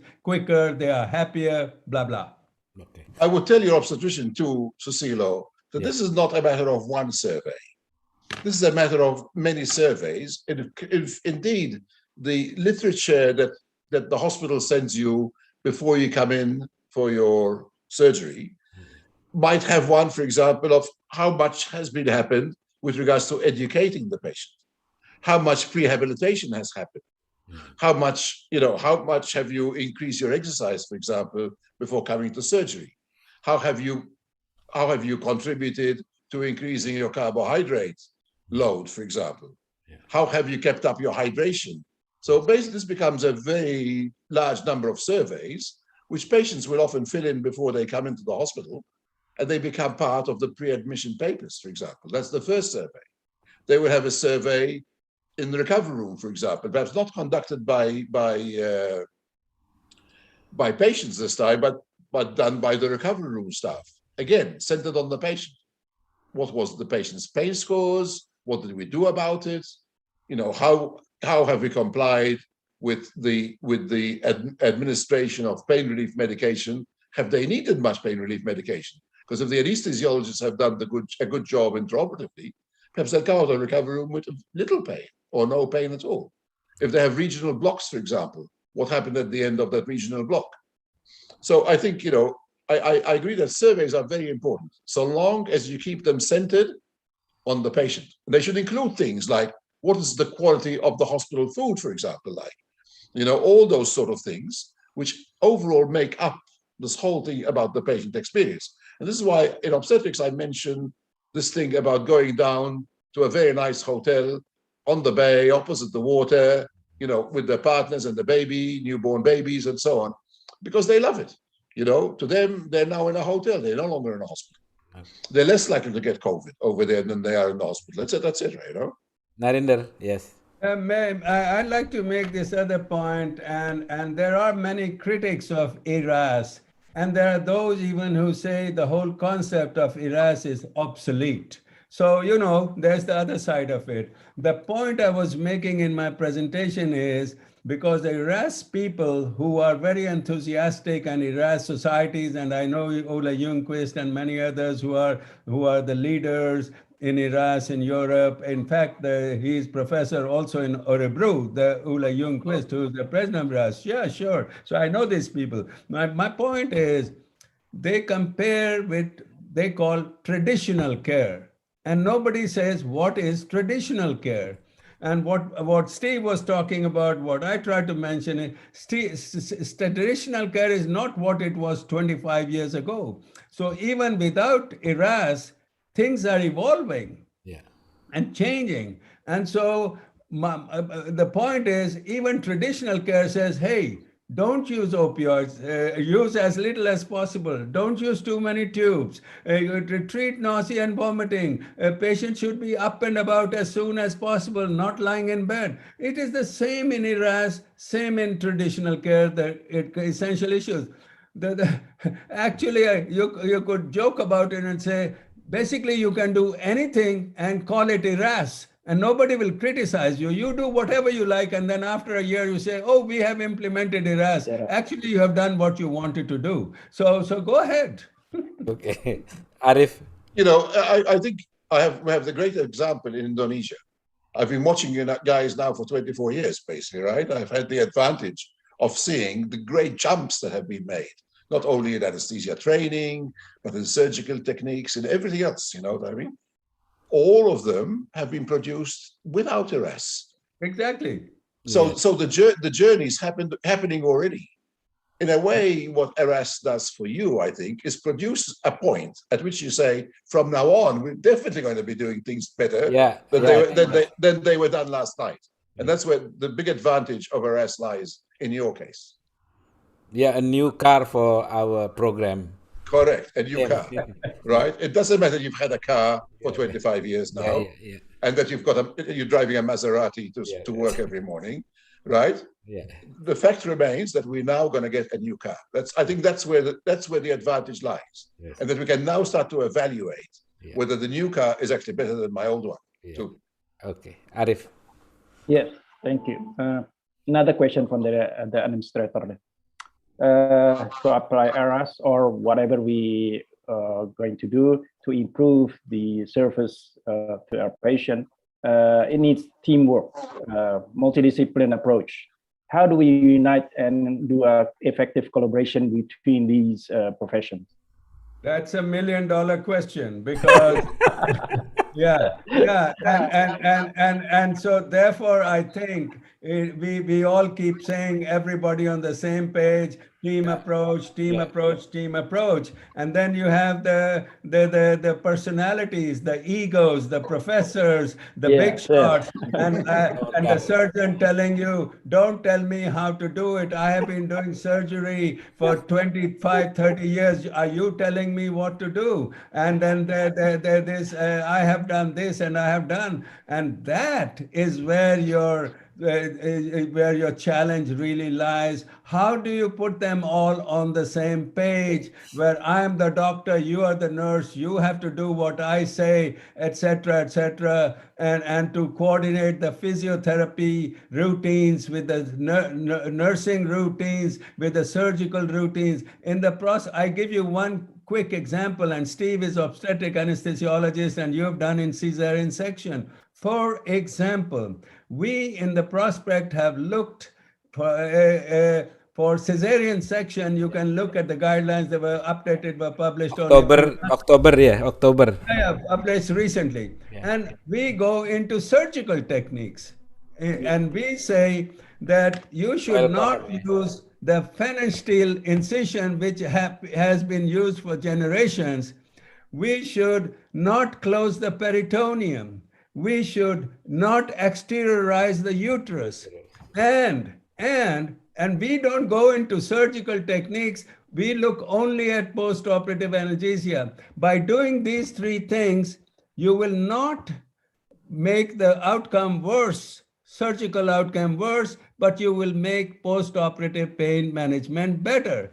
Now, if your obstetric surgeon has been closing the peritoneum for the last 35 years, and there is good evidence, you can go and look at the studies and literature showing that leaving the peritoneum open will not harm, but will benefit. How are you going to tell that surgeon who will say, shut up, tell me how to do my surgical techniques? You are anesthesiologist, mind your business. Well, how do you handle that? In Indonesia, I don't know how to handle it in Sweden, but my point is, if you want to be on the same page, that is where the challenge of your military background anesthesiologist, how he will or she will do it in your institution, that's your challenge. And Steve cannot answer that question, and I cannot answer that question.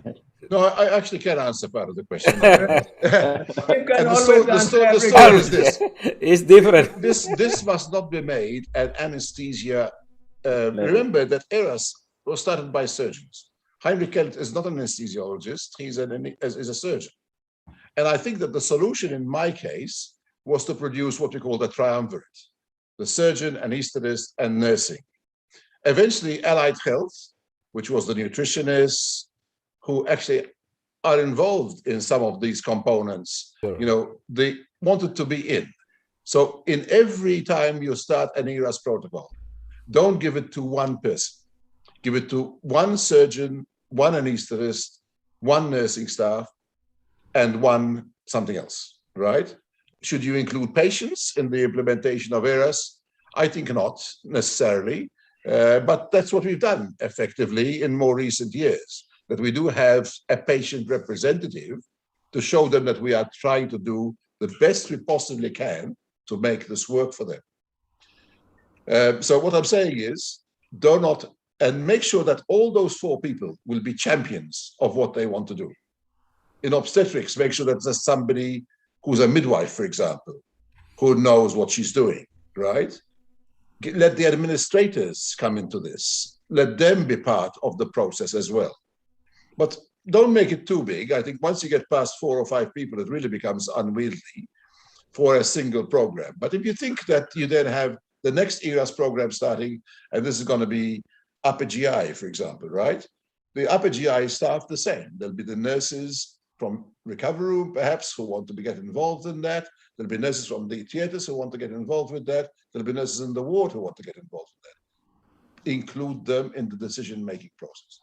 Produce the protocol, let one person produce the protocols by all means, but always give that surgeon, right, who doesn't want to change his ways, who wants to close the peritoneum, who wants to continue using fan and steel incisions.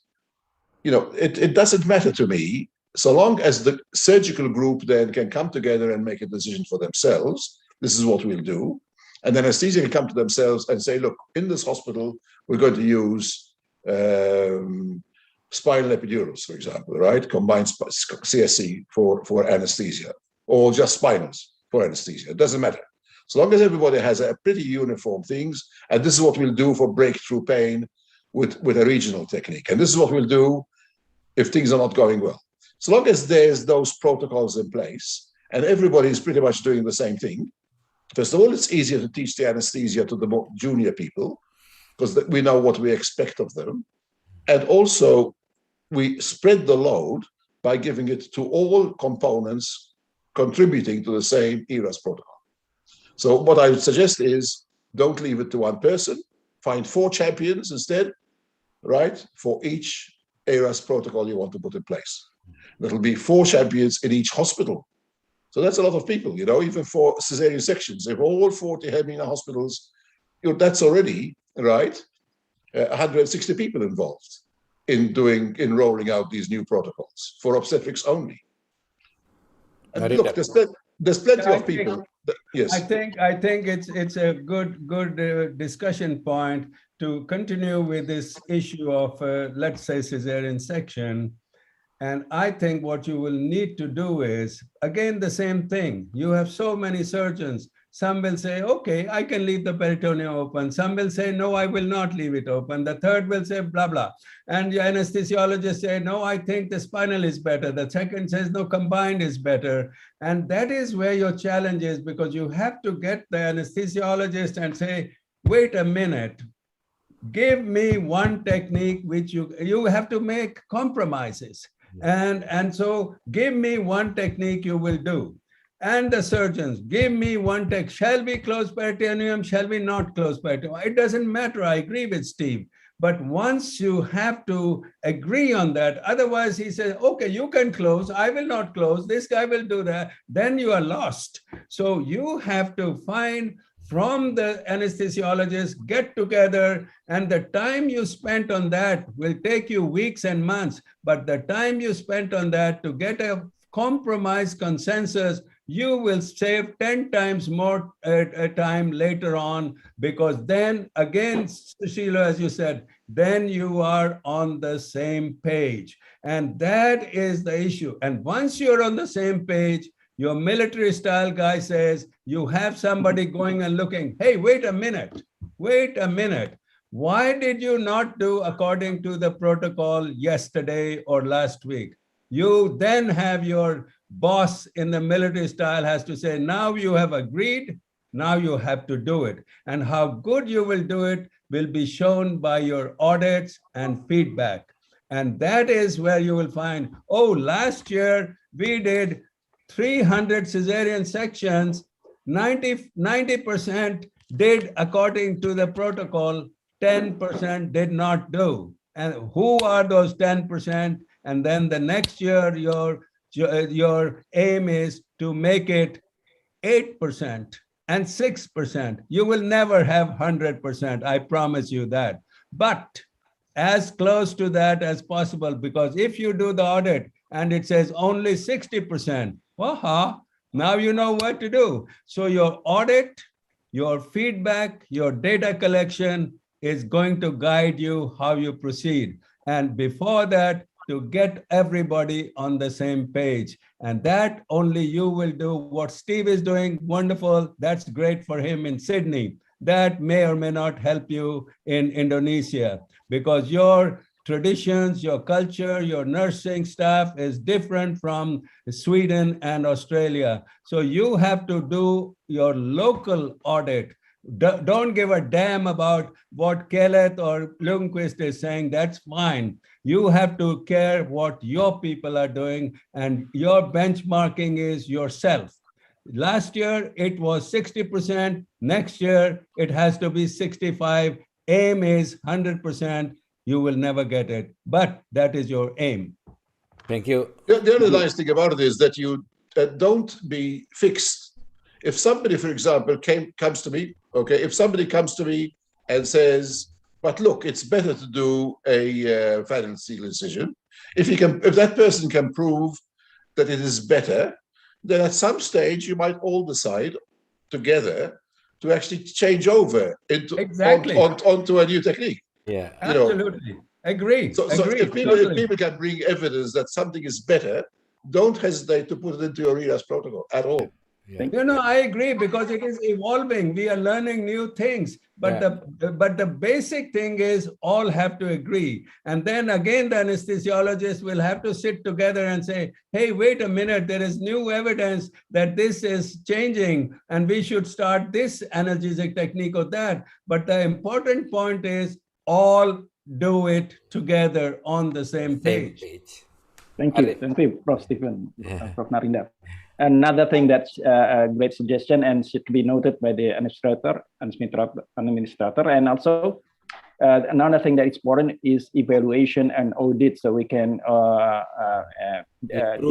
improve and what we correct, what is wrong, and what is might be continue. I think, is there any more time? No. I think it's because it is in English, so for us 2 hours is long hours. No, I think if I may just make a final comment, I think it is a wonderful initiative. I think we have 40 institutions. You have already done it started with a cesarean section. I think the message from Steve and myself is more or less the same, and I think you already knew this. I don't presume that this is some news to you and you are 25 years behind somebody who started it. No way. You are doing great. You already knew that. You want us to say something which you more or less already knew. We all have our different perspectives. I am optimistic. I think we can, as Steve also said, we can learn from the mistakes others have made, and we have tried to say what it is. I can wish you the very best of luck. So we'll stay in touch, Susilo. I will be watching the progress with great interest, and I thank you all. Thank you very much. Thank you. Thank you. Arif. Terima kasih. Terima kasih. Prof. Stephen, I'm going to sleep. Selamat malam. any last comment, any last message to all us, Prof. Stephen? Something very simple, and that is that the aim of this game is to bring everybody into the game and to naturalize it so that everybody understands exactly what is expected of them. This makes life very simple and easy for the administrators of hospitals. They know what equipment types of things that they have to buy. They know what sort of drugs they need to bring into the hospitals. They can standardize all the things to each of the protocols. Okay, that doesn't mean that you don't get anything else, but if it's all standardized, Even if it's exotic drugs, sometimes, at least they will try to acquire them for you because they know it's going to get daily approval and usage. And this is why I added that little bit of pharmacoeconomics. Why? Because basically administrators are always trying to save money, and you don't blame them, especially in the private systems. But if once they understand that giving good anesthetics is actually cheap for the hospital, then A, the patients benefit because they're getting better anesthetics. And B, they have less side effects, so the satisfaction rises. And if you can manage to involve the patients in this whole process somehow, right? It's become very popular in Sydney to have patient advocates. So either patients themselves or people who are acting on behalf of the patient as opposed to on behalf of the department or the hospital. I think those sort of things work very well within the Eras protocols. Thank you, Prof. Thank you. I think we have finished all these topics. We thank you very much. Thank you very much for all of you. And I think this meeting may make awareness to all the participants about Eras. It's not simple, it's not easy, but we can do it. We can do it. It is not impossible. Not impossible. And you're mostly there already. It's not like we're going to start something yes. that is nothing new. That is so different, Yeah. right? We're just going to standardize Yes. what we think we do. Each individual does best. Every surgeon thinks that they're the best surgeon in the world, but then every anesthetist thinks that they're the best anesthetist in the world, right? And likewise, the administrators. You know what I mean?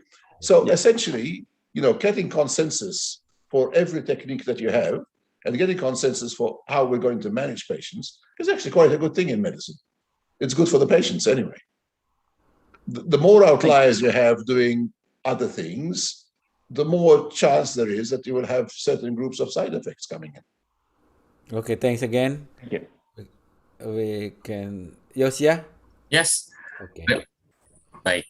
Terima kasih banyak untuk para pembicara, para moderator yang sudah sangat luar biasa menyampaikan topik tentang Eras. Bahwa ini sesuatu hal yang sangat baru bagi kita ya. Mungkin di dunia pendidikan udah tidak baru, tetapi untuk Hermina ini sesuatu yang baru. So, we really thank you for your discussion and topics today for all the speakers. And we go on to the end of the event, and we will be here the message from the President Director, which will be delivered by our Head of Department, Dr. Sri Mulyani. Thank you. Bye-bye. Yeah, thank you, Dr. Yosia. Dr. Haris Moro, the President Director of Hermina Hospital Group, was unable to attend and apologize to all of you for not being able to attend this event. And please allow me to deliver his message to close this event. Thank you for the great presentation and knowledge from Prof. Narendra and Prof. Gad today. And for your information, the number of Eras procedures at Hermina Hospital Group has almost reached 3,000 patients from April to October 2021, while Eras is still below 200 procedure, and we hope that after this Siang Klinik, the number will increase. Eras and Eras have a lot of benefit for patients, hospital, and doctors. First, for the patient, of course, shortening the length of stay, increasing patient comfort, and for hospital and doctors, increasing patient confidence in hospital and doctors themselves. And Dr. Hasmoro message that today will be Hermina's kick-off to start Eras as a quality service program for patients and hospital. And he hoped that all the specialist doctors and management who play a role in Eras are obliged to support and implement Eras in our beloved hospital. And last but not least, thank you to the moderators, Dr. Susilo and Dr. Arif Marsaban, for their willingness to guide this event. And thanks also to all participants for your attention and attendance. And I hereby close this clinic afternoon event. Wassalamualaikum warahmatullahi wabarakatuh. Waalaikumsalam. Thank you, Dr. Thank you. Srimagi. Thus, the 53rd Siang Klinik has ended. We, the committee, apologize if there are any shortcomings and mistakes during the course of this event. And we can take a photograph before we leave. Maybe Dr. Pao, yeah, we can. Okay, smile. Thank you so much, Professor Stephen, Professor Narendra, Dr. Susilo, and Dr. Arif Marsaban. Thank you juga semua. Jadi udah kick off ya, Eras? Insya Allah, Prof. Resmi. PR banyak. Ini kayak di kelas. Iya. Gurunya siapa? Nggak ada. Oke, jadi noted ya, tadi banyak suggestion, banyak hal yang. Iya. Terutama buat hospital administration kayaknya ya. Iya. Iya dok, betul. Oke. Terima kasih banyak. Thank you so much Can leave. for all the participants. Thank you, Steve. Thank you. Thank you, Dr. Steve. God bless. Bye-bye. Give my best to Alice. Terima kasih untuk para partisipan yang sudah menghadiri, para dokter spesialis dan direktur-direktur semua. Kami memohon maaf bila ada salah-salah kata dan ada kekurangan dari kami. Kiranya bisa membawa kebaikan jauh lebih ke depannya. Amin. Terima kasih semua, kami tutup saat ini. Selamat sore, dokter-dokter. Selamat sore semua. Assalamualaikum. Assalamualaikum.